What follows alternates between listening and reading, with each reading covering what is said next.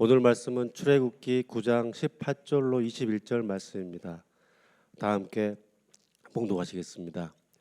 내일 이맘때면 내가 무거운 우박을 내리니 애굽 나라가 세워진 그날로부터 지금까지 그와 같은 일이 없었더라. 이제 사람을 보내어 내 가축과 내 들에 있는 것들을 다 모으라. 사람이나 짐승이나 무릇 들에 있어서 집에 돌아오지 않는 것들에게는 우박이 그 위에 내리니 그것들이 죽으리라 하셨다 하라 하시니라.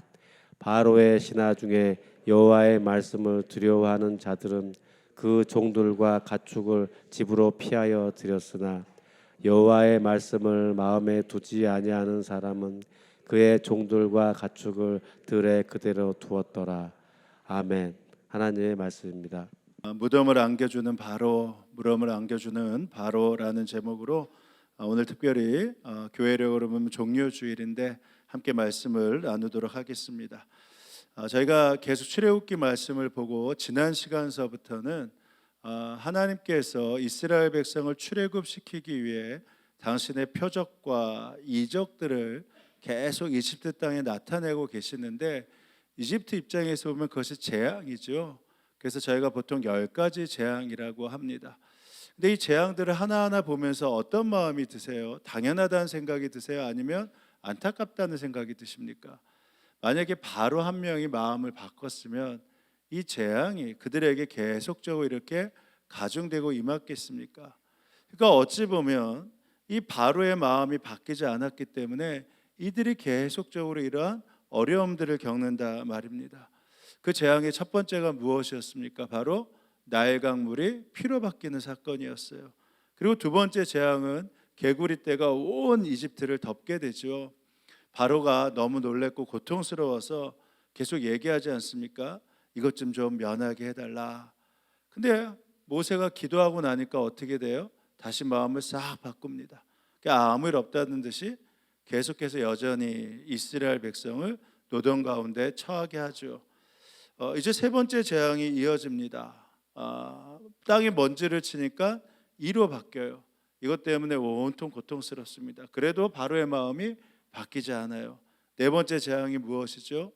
온통 이 파리떼가 이집트 전역을 완전히 휘덮는 것입니다. 근데 여기서부터는 좀 구별이 있기 시작해요. 하나님께서 이 이집트 땅을 내가 다스린다 말씀하실 뿐만 아니라 그리고 고센 땅에 있는 바로 이스라엘 백성이 내 백성임을 증명하기 위해서 이 재앙을 구별하기 시작해요. 그래서 이집트 땅에는 모든 재앙이 내리지만 이 고센 땅에는 그 재앙이 면해지기 시작했습니다. 이 장소의 구별이 일어나죠. 그러나 그날에 나는 나의 백성이 사는 고센 땅에는 재앙을 보내지 않아 그곳에는 파리가 없게 하겠다. 하나님께서 나의 백성이 있는 고센 땅에는 온통 이집트 땅이 파리떼로 득실거려도 거기에는 파리떼가 없게 하겠다. 내가 이렇게까지 하는 까닭은 나 주가 이 땅에 있음을 내가 알게 하려는 것이다. 이집트의 주인이 누구예요? 하나님이다. 이것을 알게 하기 위함이고, 두 번째, 내가 나의 백성과 너의 백성을 구별할 것이니 이스라엘 백성이 내 백성임을 알려주는 것이죠. 이스라엘 백성도 그랬을 거 아니에요? 정말 우리가 하나님의 백성이 맞나? 바로 그때 모세와 아론을 불신하고 있을 때 하나님이 우리의 하나님이시구나. 이 바로 네 번째 재앙을 통해서 깨닫기 시작하는 것입니다.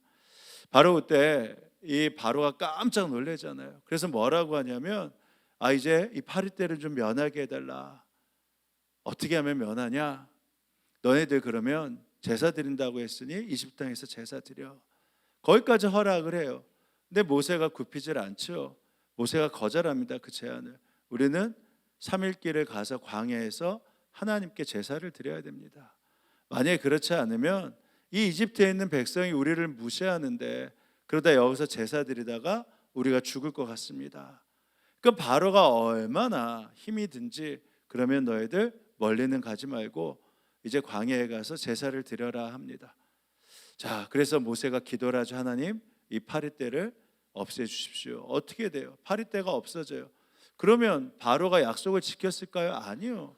바로는 다시 그 재앙이 면해지자 아무렇지도 않게 그 약속을 어겨요. 결국은 어떻게 되죠? 5번째 재앙이 이어집니다. 4번째 재앙은 이 장소가 구별되기 시작했는데 5번째 재앙은요, 이 생명이 간접적으로 타격이 가해지기 시작해요. 그 전까지는 생명의 위험은 없었고 어려움이 있었는데 간접적인 생명의 타격이 가해집니다. 그게 무엇이냐? 이 가축이 전염병이 돌기 시작하는데 말할 수 없이 가축들이 죽기 시작하는 겁니다. 근데 여기서도 구별이 일어나죠. 이스라엘 백성이 있는 고센 땅에 있는 가축들은 하나도 전염병을 걸리지 않는 겁니다. 그런데도 바로가 어떻게 계속 버티고 버팁니다. 성경이 바로의 마음을 뭐라고 하죠? 고집이 세고 완악하고 완고했다라고 합니다.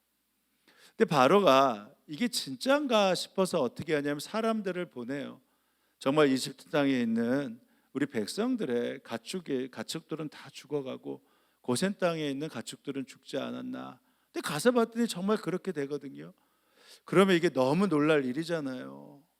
파리 때도 그랬는데 근데도 여전히 마음을 굽히지 않아요. 이때 마음을 굽혔으면 어떻게 될까요? 그러면 더 이상의 재앙이 일어나지 않을 수도 있었겠죠. 물론 하나님께서 로마서 말씀처럼 그의 마음을 상실한 마음대로, 하나님을 두려워하지 않은 마음대로 내버려 두사라고 하는 게 가장 큰 재앙 중에 하나지만, 이 바로는 그 마음을 절대 굽히지 않습니다. 자기 백성이 죽어가는데요, 자기 백성의 재산이 다 사라지고 있는데도 사람을 보내서 어떻게 됐나 알기만 하고요, 여전히 꿈쩍도 하지 않아요. 그에게 있어서는 자기 백성이 먼저가 아니라 누가 먼저라는 겁니까? 나만 괜찮으면 되는 거예요. 이게 완고함의 시작이거든요. 결국 6번째 재앙으로 이어지죠. 하나님께서 화덕의 끓음을 다 모아서 이 하늘에 던지라고 합니다. 그때 하나님의 말씀대로 이제 바로 앞에 모세가 가서 화덕의 끓음을 던지죠. 그러니까 어떻게 합니까? 이게 먼지가 사람들한테 붙기 시작하는데 이게 붙어서 악성 종양이 되기 시작하는 거예요. 바로 옆에 있던 마술사들, 지혜자들도 악성 종양 때문에 더 이상 꼼짝하지 못합니다. 근데도 바로의 마음이 바뀌지 않아요. 왜? 자신은 괜찮으니까. 결국 7번째 재앙이 이어지는데, 첫 번째서부터 6번째 재앙이 뭔지 저만 보고 계셔서 제가 다시 물어보면 기억이 나시겠어요? 괜찮습니다. 자, 7번째 재앙만 기억하시면 돼요. 7번째 재앙이 뭐냐? 역사상 한 번도 경험하지 않았던, 이집트 땅에서 한 번도 경험하지 않았던 어마어마한 우박이 이집트 전역을 뒤덮습니다. 근데 이번에는요, 진짜 생명과 직결되기 시작했어요. 그전에는 가축만 죽었지 사람은 괜찮았는데 이번에는 이 생명이 지금 사람뿐만 아니라 짐승에게 직결돼서 이 우박에 맞으면 죽게 되었습니다. 하나님께서 이것 때문에 걱정을 하시죠. 그래서 뭐라고 하냐, 모세야, 이 우박이 내리면, 이집트 전역에 내리면 가축뿐만 아니라 사람들 그것에 맞아 죽게 될 것이야. 그러니까 미리 일러, 내일이면 우박이 이집트 전역을 뒤덮을 것인데 미리 짐승들과 사람들을 피하게 해, 집안에. 그러면 괜찮을 거야. 이렇게까지 알리게 합니다. 자, 그러면 여러분은 어떻게 하겠어요? 여러분 같으면, 여러분이 그 말을 들었다면 지금 여지껏 계속해서 6번째 재앙을 다 경험했잖아요. 그리고 백성들마저도 이것이 하나님의 역사긴 역사구나. 고센 땅에는 그 재앙이 내리지 않고 우리에게만 재앙이 내리니까 이건 하나님의 재앙이 맞고 틀림없이 일이 이루어지겠구나. 그렇게 생각할 거 아니겠습니까? 근데 여기에 이 백성들의 반응이 나오는데 그 반응이 좀 놀라워요. 한번 보십시오. 9장 18절에서부터 이렇게 얘기해요. 그러므로 내일 이맘때 내가 매우 큰 우박을 퍼부을 것이니 그처럼 큰 우박은 이집트 나라가 생긴 이후로 이제까지 한 번도 내린 적이 없을 것이다. 그러니 이제 너는 사람을 보내어 너의 집짐승들과 들에 있는 모든 것을 안전한 곳으로 대피시켜라.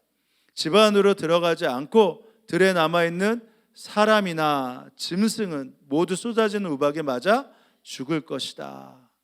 그랬는데 말씀드린 대로 이 말을 들으면 우리 같으면 이거 큰일이겠구나. 어떻게 해서 집으로 빨리 피신해야겠구나 할 것 같은데 20절과 21절에 보면 반응하는 사람도 있었지만 그것을 마음에 두지 않는 사람들이 있었다는 겁니다. 이게 정말 놀라운 일이에요. 20절이요. 바로의 신하들 가운데 하나님의 말씀을 두려워하는 사람들은 자기 종들과 집 짐승들을 집 안으로 피하게 하였다.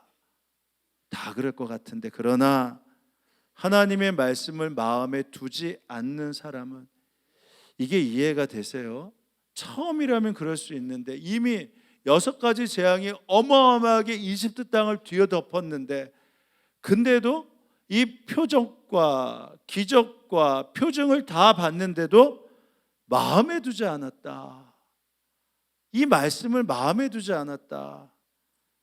그래서 자기의 종과 짐승들을 들에 그대로 내버려 두었다.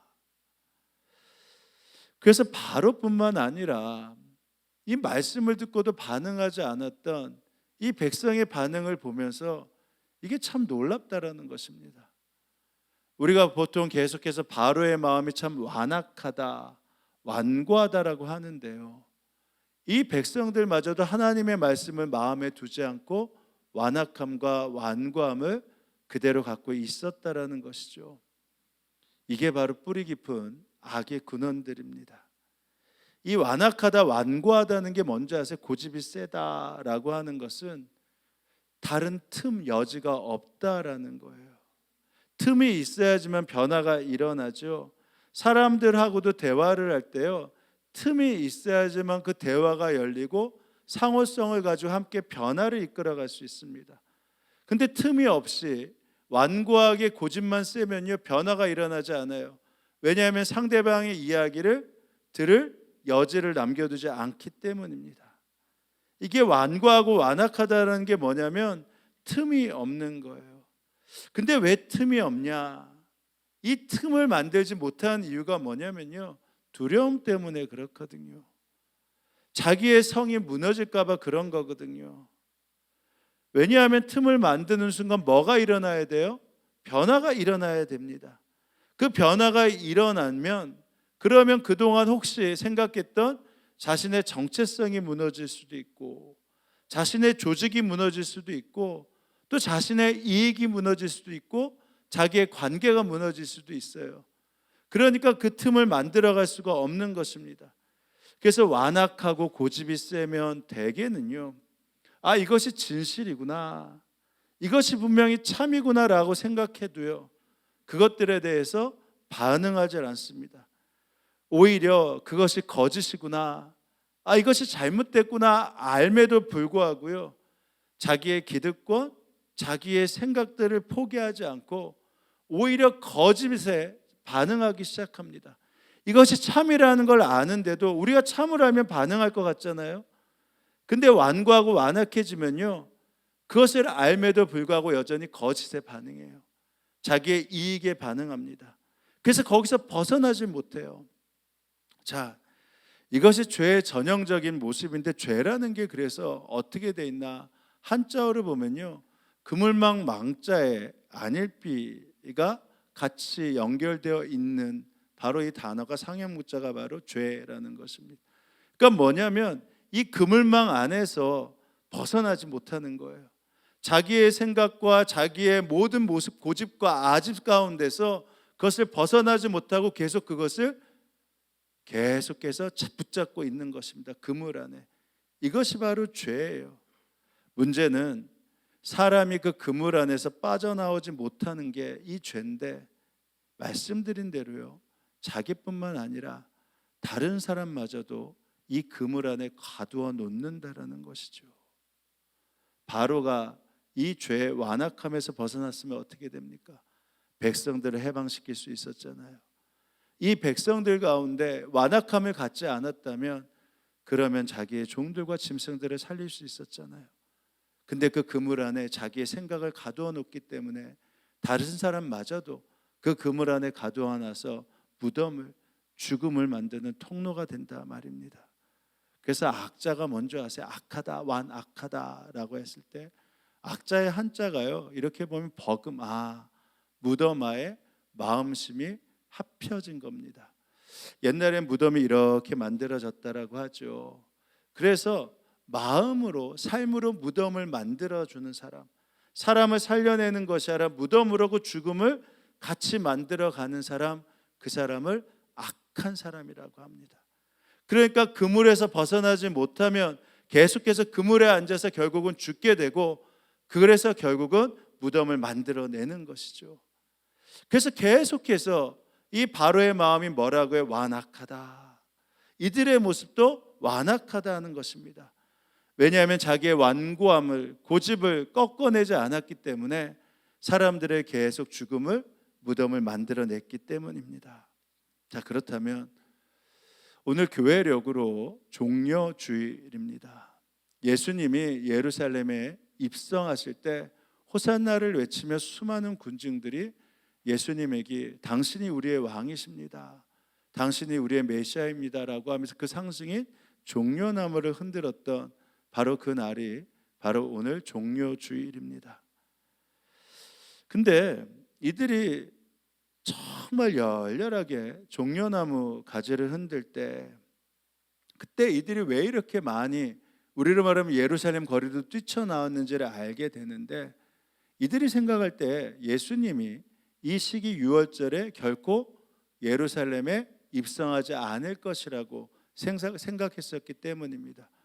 왜냐하면 이미 도처에 다 퍼졌거든요. 예수님이 예루살렘에 입성하는 순간 대제사장과 바리새인이 예수님을 잡아 죽일 것이다, 이 사실을 모두가 알았었어요. 그렇기 때문에 예수님이 자기의 죽음을 면하고자 결코 예루살렘에 오지 않을 것이다, 그렇게 생각했는데, 얼마 전에 죽은 나사로를 무덤에서 살려낸 것을 그들이 들었어요. 근데 그 예수님이 당당하게 나귀를 타고 입성하시는 겁니다.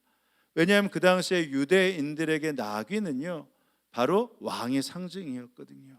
우리가 볼 때는 아무렇지도 않은 초라한 나귀였지만, 그러나 그것이 왕의 상징으로 예수님이 당당하게 예루살렘에 입성하는데, 그 소문이 들렸잖아요.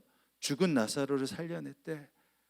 그 예수님이 두려워하지 않고 예루살렘에 입성한데, 정말 그가 우리의 왕이구나 하면서 한 명 한 명 몰려들기 시작한 겁니다. 그리고 누군가가 종려나무를 들기 시작했죠. 그래서 우리의 왕이다라는 소리가 함성으로 온 예루살렘을 뒤덮기 시작합니다. 다음 날에는 명절을 지키러 온 많은 무리가 예수께서 예루살렘에 들어오신다는 말을 듣고, 바로 이 이유 때문이에요. 종려나무 가지를 꺾어 들고 그분을 맞으려 나가서 호산나, 주님의 이름으로 오시는 이에게 복이 있기를, 이스라엘 왕에게 복이 있기를 하고 외쳤다. 이 외침 가운데 가장 걱정이 되고 염려가 됐던 자들이 누구겠습니까? 바로 예수를 죽이려고 했던 대제사장과 바리새인들 아니겠어요? 그냥 들어오기만 하면 잡아서 죽이려고 하는데, 이 군중들이 바로 예수님을 환호하고 있으니 어떻게 죽이겠어요? 그래서 이들이 뭐라고 얘기했냐면, 이제 다 틀렸다, 예수 죽이기는 다 틀렸다, 이렇게 말을 합니다. 17절이에요. 예수께서 무덤에서 나사로를 불러내어 죽은 사람들 가운데서 살리실 때 함께 있었던 사람들이 그 일어난 일을 증언하였다. 이렇게 무리가 예수를 맞으러 나온 것은 예수가 이런 뭐라고요? 표징을 행하셨다는 말을 들었기 때문이다. 그죠? 이들이 그냥 나온 게 아니에요. 그래서 바리새파 사람들이 서로 말하였다. 이제 다 틀렸다. 보시오, 온 세상이 예수를 따라갔소. 그러니까 이제 우리가 예수를 죽이기는 틀렸다. 자, 그러면 포기했을까요? 그러면 두려워서 이제 그만했을까요? 아니요. 어찌된 영문인지 온 지축을 흔들며 예수님을 환영했던 그들이 불과 닷새 만에 예수를 죽이라는 소름 돋는 외침을 하기 시작했습니다.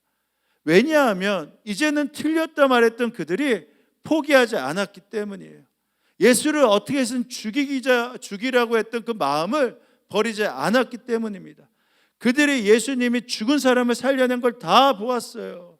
예수님이 오병이어의 기적을 행한 것을 다 보았습니다. 무리를 걸은 것도 다 알아요. 그러나 바리새인과 제사장들은 예수를 죽이는 것을 포기하지 않았습니다. 왜 그랬을까요? 그것뿐만 아니라 말씀드린 대로 그들로 인해 온 지축을 흘리며 예수님을 환영했던 그들마저도 예수님을 죽이는 그 무리 가운데 속하게 되었습니다. 왜 그랬을까? 그들이 한 가지 생각을 해낸 게 예수님의 제자 가룟 유다에게 은 30을 가지고 예수님을 신성 모독죄로 그리고 잡아 넣으려고 하죠. 어떻게 해서든지.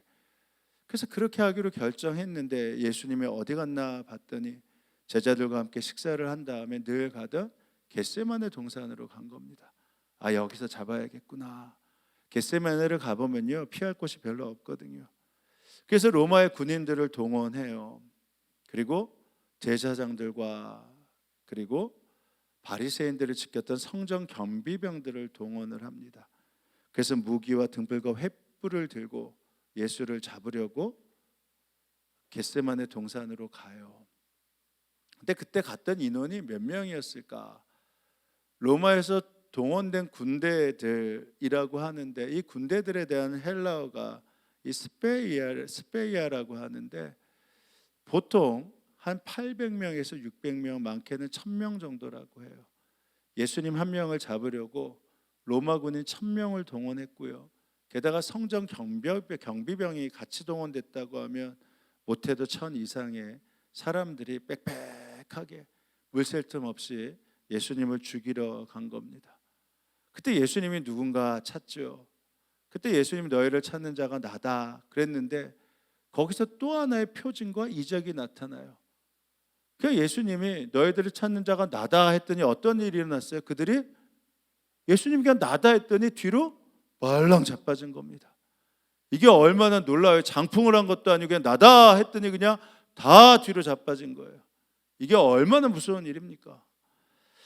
유다는 로마 군대 병정들, 제사장들, 바리새파 사람들이 보낸 성전 경비병들을 데리고 그리로 갔다. 그들은 등불과 횃불과 무기를 들고 있었다. 예수께서 자기에게 닥쳐올 일을 모두 아시고 앞으로 나서서 그들에게 물으셨다. 너희는 누구를 찾느냐? 그들이 대답했다. 나사렛 예수요. 예수께서 그들에게 말씀하셨다. 내가 그 사람이다. 예수를 넘겨줄 유다도 그들과 함께 있었다. 예수께서 그들에게 내가 그 사람이다 하고 말씀하시니 그들이 뒤로 물러나서 땅에 쓰러졌다.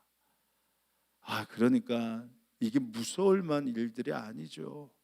눈앞에서 그동안에 들었을지 몰라도 눈앞에서 봤으니 그럴 때 그래도 누가 담력이 있었는지 예수님을 잡으려고 하잖아요. 유다가 입을 맞추자 그때 베드로가 또 나서서 괜히 칼을 들어다가 그 사람 죽이겠다고 했는데 이게 군인이 아니었는지 이 어불에서 맨날 이 칼 배만 이 물고기 배만 갈라서 그랬는지 칼을 휘두르는 게 어디를 휘둘렀어요? 귀를 떨렁 잘라버리고 말았습니다. 피를 척척 흘리고 있죠. 근데 그랬더니 예수님이 야 베드로야 그렇게 하지 마. 내가 만약에 필요하면 하늘에 12군단 천사들을 동원해서 이거 다 물리칠 수 있잖아. 근데 내가 그렇게 하지 않는 것은 내가 져야 될 십자가가 있기 때문이야. 그렇게 하고서는 어떻게 해요? 그 경비병에 귀를 덜렁 들어다가 이렇게 붙여줘요. 어떻게 붙이셨는지 이렇게 붙였는지 이렇게 붙였는지 뭐 어떻게 붙였는지 몰라요. 근데 문제는 어떻게 됐어요? 붙었어요.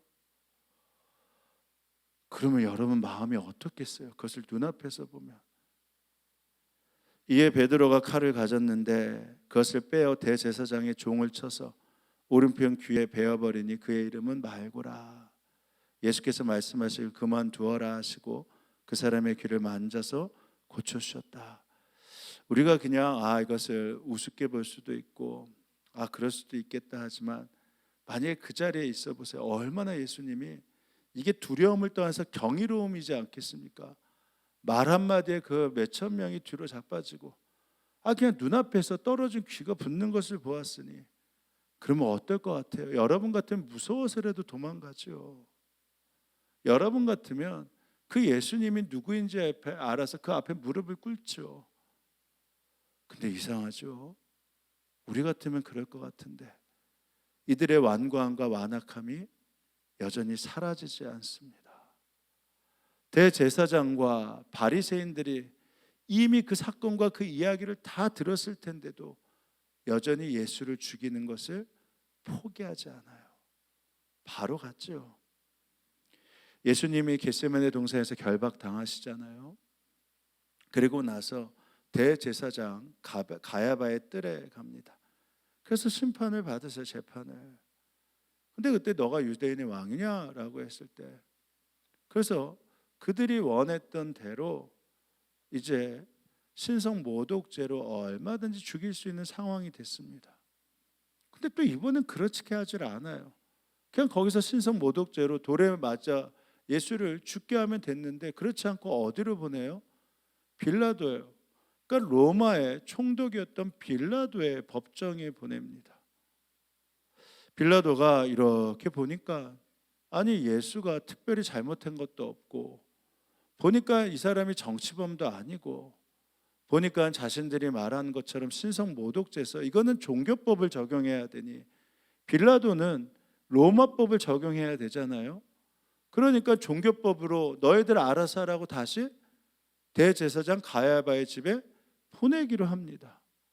그러니까 이 사람은 정치범도 아니고 어떤 로마법을 적용할 수도 없는데 너희들 말한 대로 신성 모독죄라고 하니 그러면 종교법을 적용해서 알아서 해. 그 당시에 이 유대가 식민 지배를 받고 있었잖아요. 그러니까 유대에 있는 사람들이 어떠한 누구를 정치적으로 사형시킬 수가 없었습니다. 이거는 로마법의 적용을 받아야 됐기 때문에 반드시 총독의 승인하에 어떠한 정치적인 사형을 하던 어떤 법정 형벌을 내렸어야 돼요. 근데 그 예외 규정이 뭐였습니까? 종교법이 되면 로마가 누문을 가봤어요. 왜냐하면 정치보다 더 위에 있는 게 종교이기 때문입니다. 지금도 그렇잖아요. 아무리 그래도 종교가 일어나기 시작하면요, 정치가 숙일 수밖에 없습니다. 왜냐하면 종교는 생명을 걸기 때문이에요. 그래서 사도행전에 보면 스데반이 돌에 맞아 죽잖아요. 이게 신성 모독죄거든요. 근데 로마가 가만히 있었어요. 왜냐하면 눈 감고 모른 채 했단 말입니다. 왜냐하면 종교법이 적용되었기 때문에. 그러니까 이들이 먼저 어떻게 했어요? 대제사장과 바리새인이 종교법을 적용해서 예수님을 죽이려고 했지 않습니까? 그러니까 그대로 이루어졌어요. 그럼 그렇게 했으면 되죠. 근데 다시 또 빌라도 총독에게 보냅니다. 그러니까 빌라도 총독이 어이가 없었죠. 왜 이 사람을 다시 나한테 보내냐? 내가 봤을 때 이 예수는 특별한 죄가 없다. 게다가 그 아내도 여보 내가 어젯밤에 꿈을 꿨는데 이 사람은 선한 사람이야. 죽여서는 안 돼. 자기도 그렇고 아내도 꿈을 꿨다니 어떻게 정치적으로 죽이겠습니까? 그러니까 죽일 수 없어요. 자, 그러면 왜 이들이 종교법을 그렇게 적용시켰으면 되는데 이 종교법을 적용하지 않고 그 뜻대로 이루어질 수 있는 모든 상황에서 다시 로마 법정의 정치법을 적용하게 했을까요? 무서워서. 왜냐하면 지금 온 지축을 흔들면서 이스라엘 사람들이 그가 유대인의 왕이라고 했지 않았습니까? 그러니까 그를 신성 모독죄로 죽이게 되면 오히려 자신들에게 어려움이 있을 수 있으니까 어떻게 돼요? 그것들을 싹 피해서 정치적으로 해결해 달라. 오히려 이렇게 그 생각들을 바꾼 겁니다. 악의 지혜가 놀랍죠.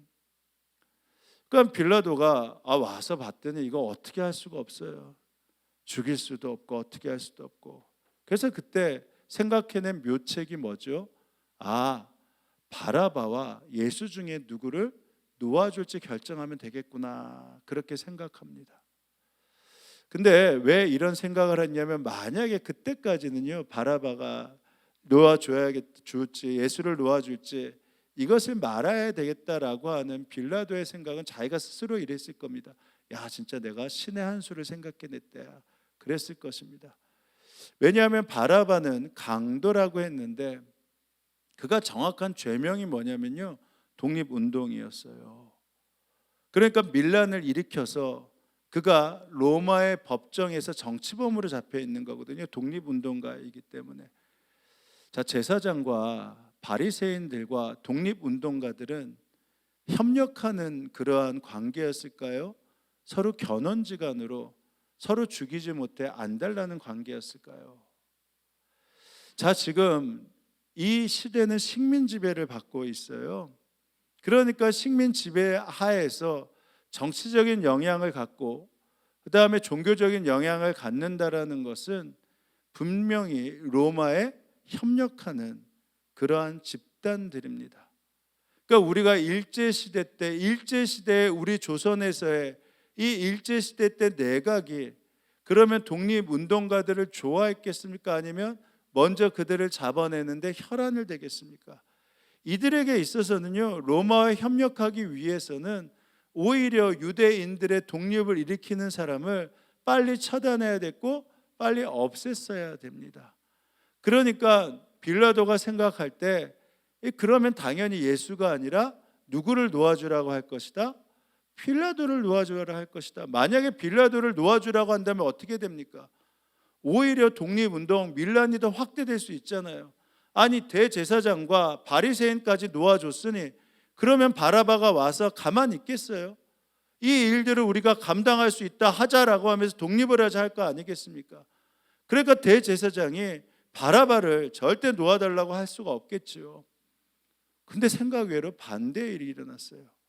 바라바를 놓아달라고 한 겁니다. 예수를 죽이고. 왜 그런가?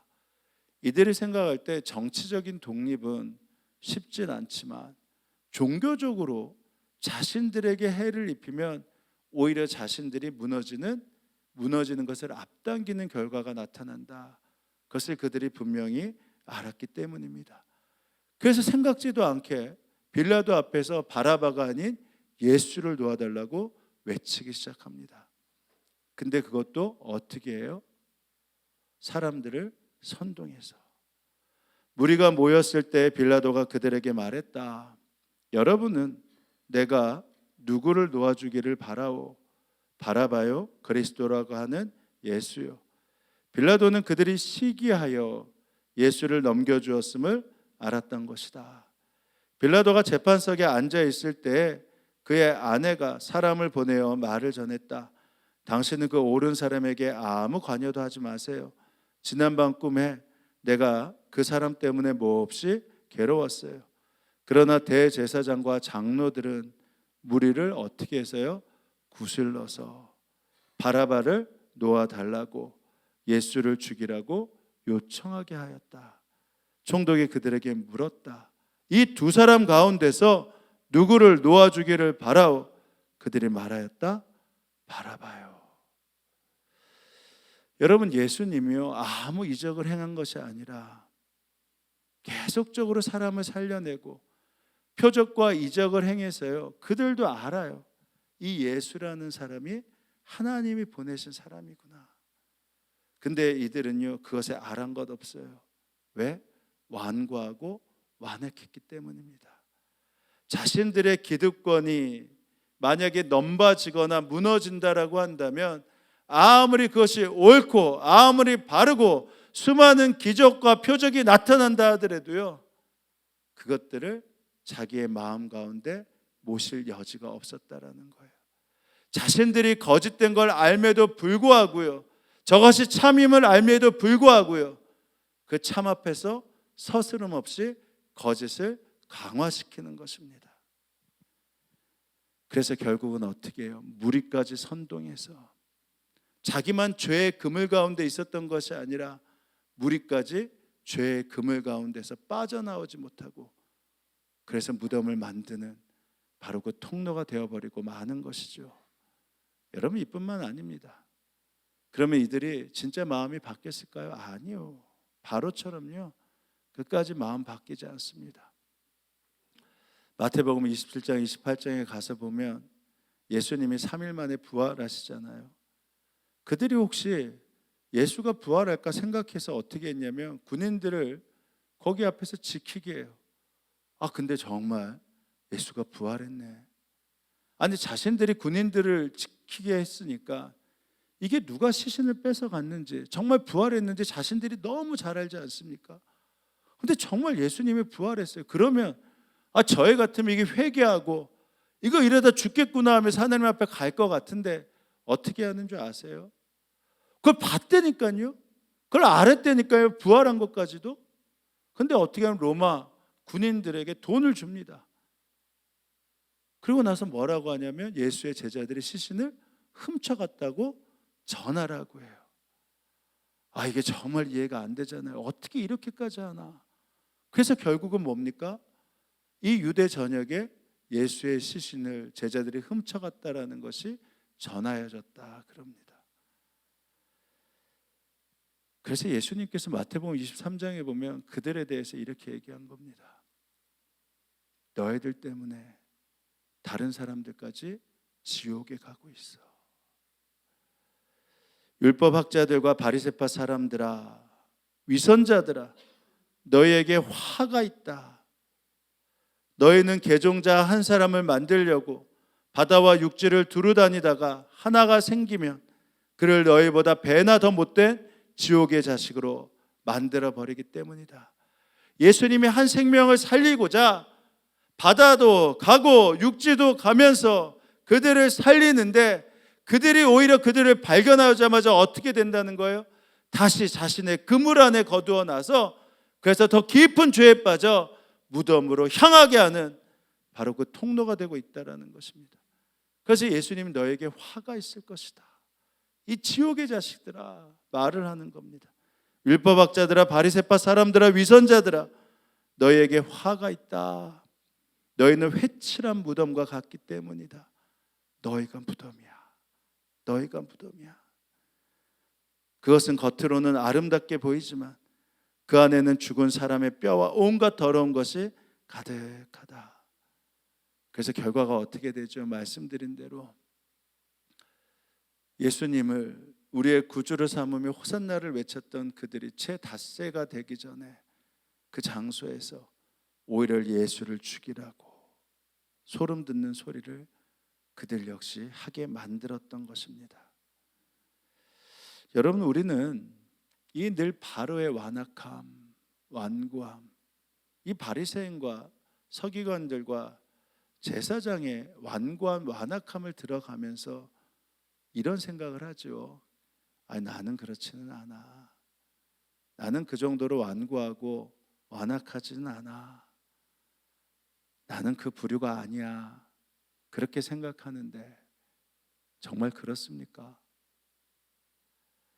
여러분과 함께 있으면 죽은 생명이 살아나고 오히려 그물을 벗어나서 자유롭게 살아나는 생명, 무덤을 향하는 죽음이 아니라 무덤에 벗어나 생명을 향하는 바로 그 통로로 여러분이 정말 사용되고 계십니까? 그를 살리기 위해 내가 손해보고 내가 아프고 내가 힘들고 내가 죽더라도 그 아픔의 자리에 함께 있고 살려낼 수만 있다면 나의 자존심과 나의 기득권마저 아무렇지도 않게 던져버리며 그를 그 그물에서 벗어나게 하는데 앞장서고 있습니까? 혹시 나의 위치 때문에, 나의 완고한 생각 때문에 주님이 끊임없이 틈을 만들려고 주의 마음을 부어줘도 그 마음을 내쳐내며 다른 사람과 다른 사람의 마음까지도 그물 안으로 끌어내는 그러한 모습들은 없습니까?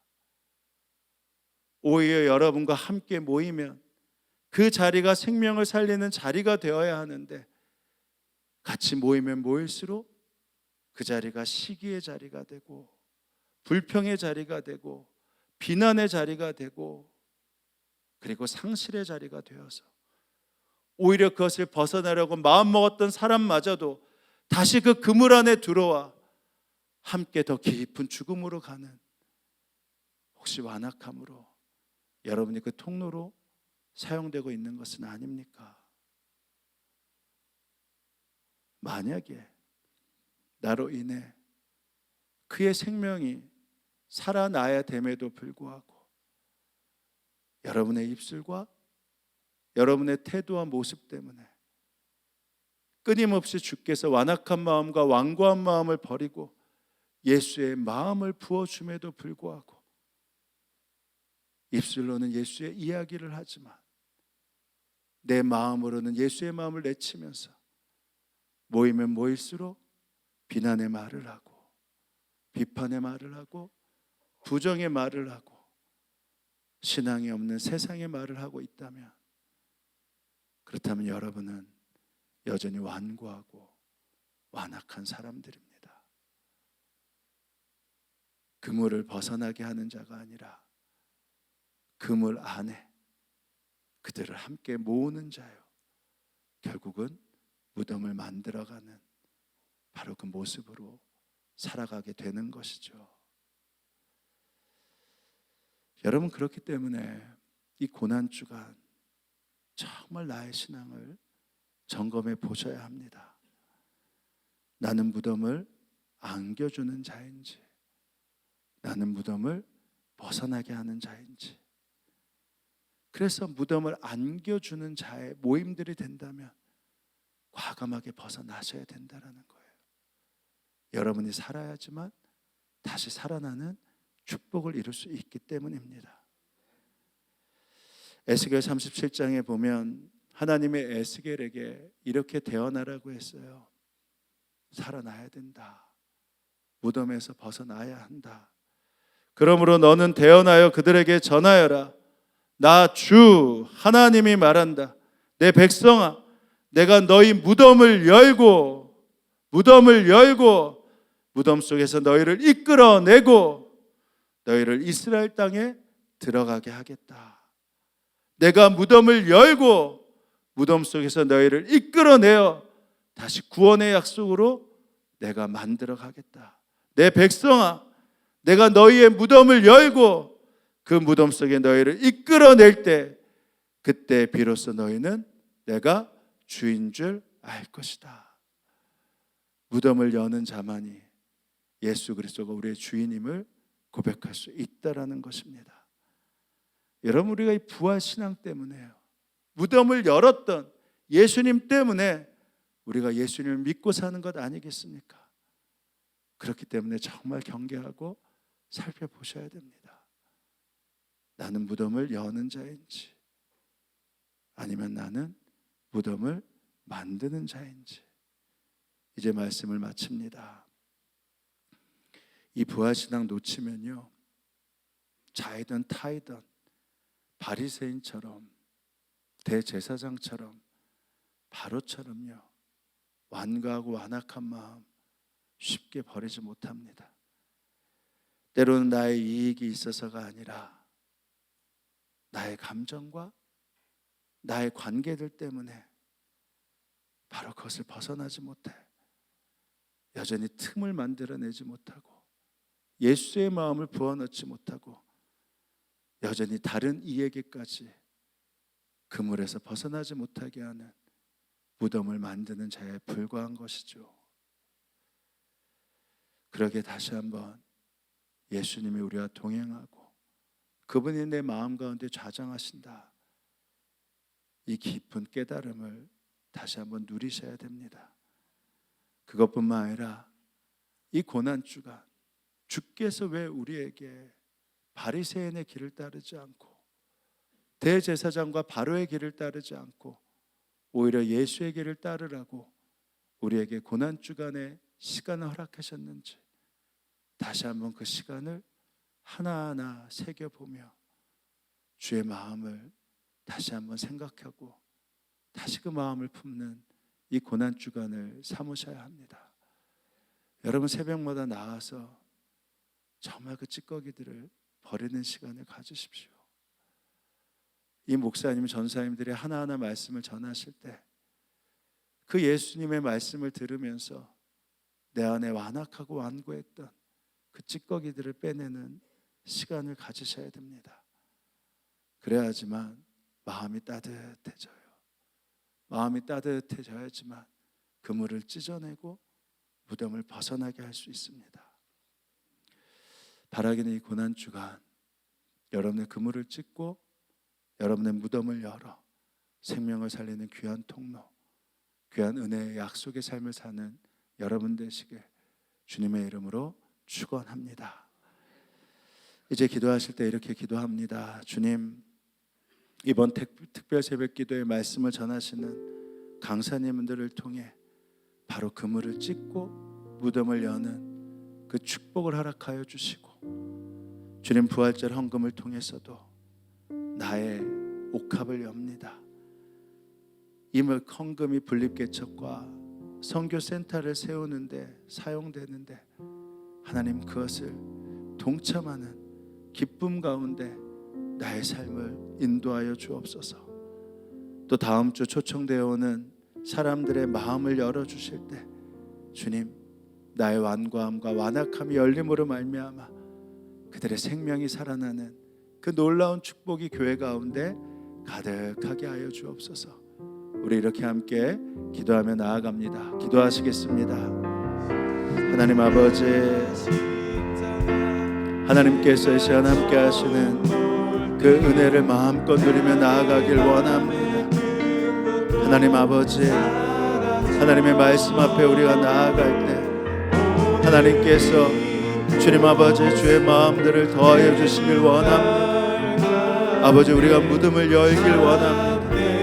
오히려 무덤에 갇혀 여전히 주님 아버지 바로와 같이, 주님 바리새인과 제사장과 같이 삶을 살지 않게 하시고 오히려 그물을 찢고 주님 아버지 주의 마음 앞에 달려가게 하시고 그물을 찢고 함께 생명의 역사들 가운데 나아가게 하시고 주님 그리하여서 닫혀진 무덤을 열고 생명의 주님 앞에 다시 한번 그 은혜와 축복을 누릴 수 있도록 성령님 친히 함께하여 주시옵소서. 그래서 주님, 이제는 완악하고 완고한 마음이 사라지게 하시고 주의 마음이 부어지게 하여 주옵소서. 은혜와 긍휼이 풍성하신 하나님, 늘 바로의 완악함과 완고함을 보았고 회칠한 무덤과 같은 대제사장과 바리새인들을 보았지만 정작 나의 마음을 바로 보지는 못했습니다. 예수님의 마음이 끊임없이 부어져도 여전히 미움과 시기와 질투의 마음을 벗어버리지 못해 나뿐 아니라 다른 사람의 생각과 마음까지도 그 그물로 함께 엮어 그 비난의 자리에, 그 미움의 자리에 가둬놓은 적은 없나 다시 한번 회개합니다. 주님, 그렇다면 이제는 돌이켜 다시 생명을 살리는 부활신앙을 회복하게 하여 주옵소서. 내가 무덤을 열고 너희가 살아나게 하리라. 무덤에서 죽지 않고 생명으로 이끌어내리라 약속하신 예수님의 말씀에 순종하여 그물을 찢어버리고 무덤을 여시는 주 예수님과 동행하게 하여 주옵소서.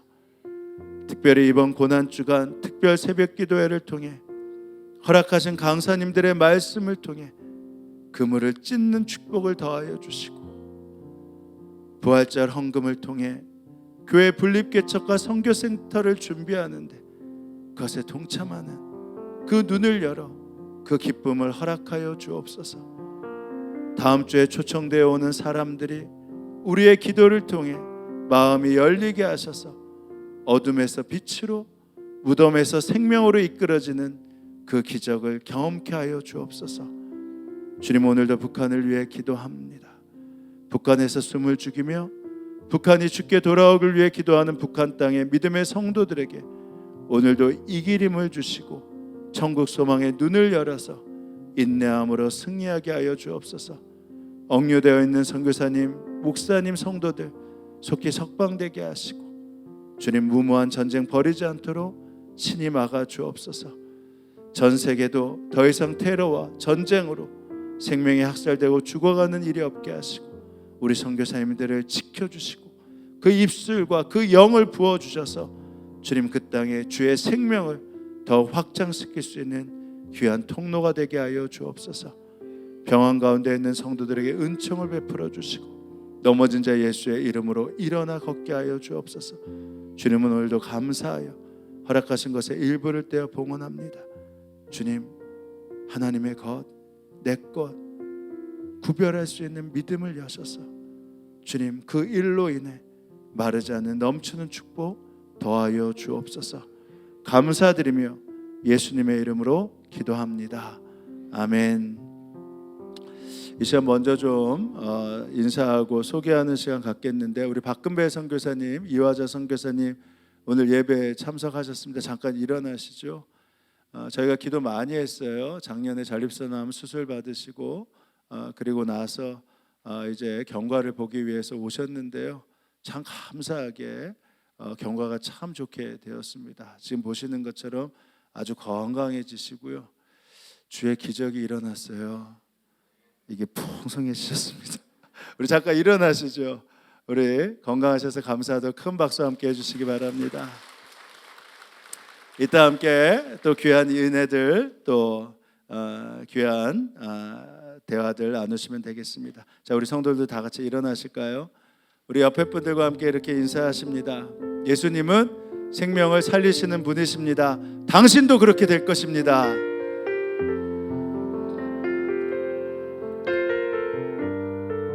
오늘의 선포의 말씀이죠. 함께합니다. 예수님은 그리스도시고 살아계신 하나님의 아들이십니다. 함께 선포합니다. 살아계신 하나님의 아들이십니다. 아멘. 우리 그 주님 앞에 찬양하며 나아갑니다.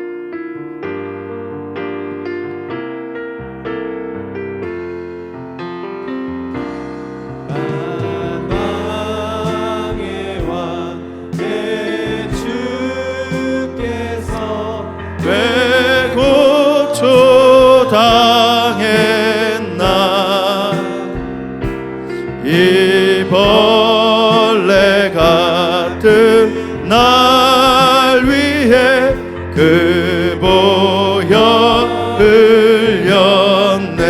십자가 내가 처음 볼 때에 나의 맘의 큰 고통 사라져. 오늘 믿고서 내 눈 밝았네. 참 내 기쁨 영원하도다. 주 십자가 못 박힘은 속죄함 아닌가.